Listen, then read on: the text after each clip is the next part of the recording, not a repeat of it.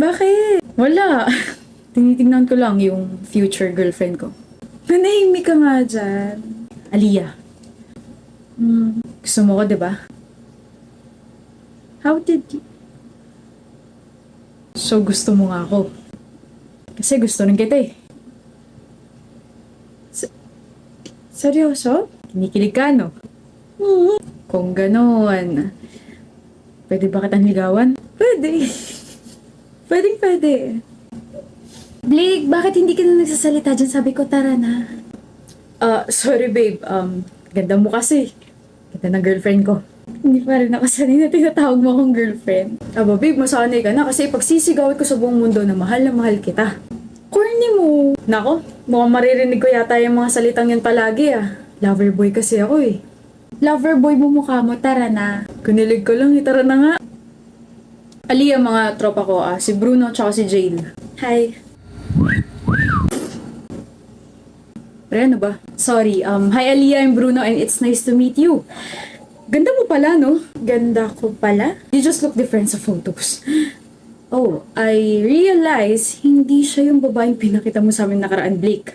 Shut up. Hindi naman ganito yung mga tipo mo, bro. Joke lang. Huwag ka mapikon, Aliyah. I'm just kidding. Sir lang ako, Blake. Sumana ba kita? Hindi na. Hindi ko gusto yung inaasal niyo ah. Bro, nagbibiro lang to si Bruno. Kilala mo naman siya, diba? Chill. Just shut up and don't you ever disrespect my girlfriend. I'm glad na hindi tinolerate yun ni Blake. Ganito pala yung feeling na ipagtanggol yung isang girlfriend. Corny ang kinikilabutan ko. Oo naman, kinabahan ako sa asal mo. Kala ko seryoso ka na. Actually, kung hindi ko siya girlfriend, nakiride na ako sa mga pinagsasabi niyo eh. Alam mo, tama ka naman Bruno eh. She's not my type. Alam niyo naman kung sino yung major type ko, di ba?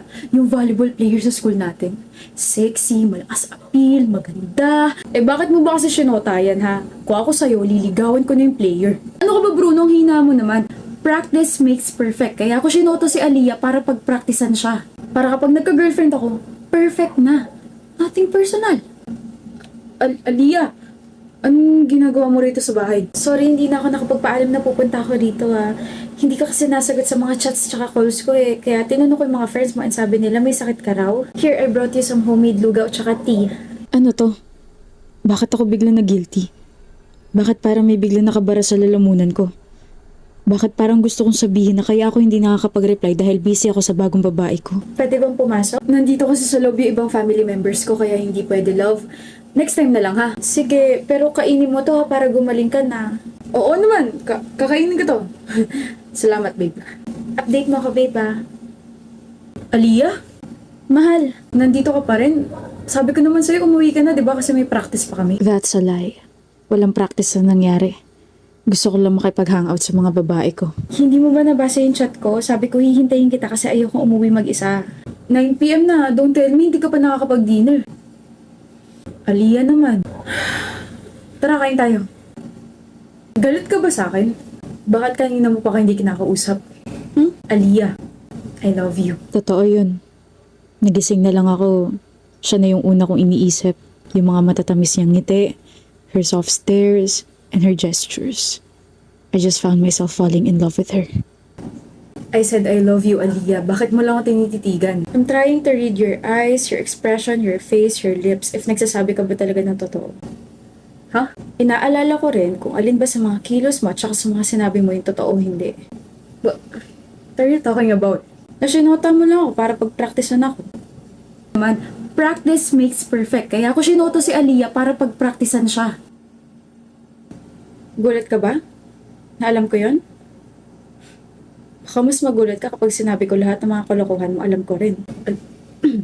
Na kada may sinasabi ang bibig mo, na kada kumikilos ka.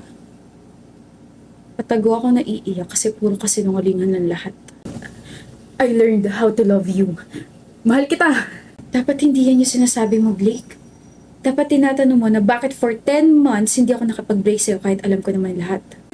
Tinitignan ko kasi kung hanggang saan at hanggang kailan ka magsisinungaling. And then one day, I just felt na totoong mahal mo na talaga ako. Of course, I was so happy. Aliyah, mahal na talaga kita. Pinagsisihan ko na yung mga ginawa ko before. But it was too late, Blake. Kada sabi mo, na mahal kita, Aliyah. Lumalabas na yun sa isa ko pang tenga at pumapasok sa isa ko pa lahat ng mga kasinungalingan mo. Tiniis ko lahat. Sana hindi ka na lang umamin. Sana hindi mo na lang ako niligawan. Sana hindi mo na lang ako pinagpraktisan. Aliyah, I love you. Hindi na kita mahal, Blake.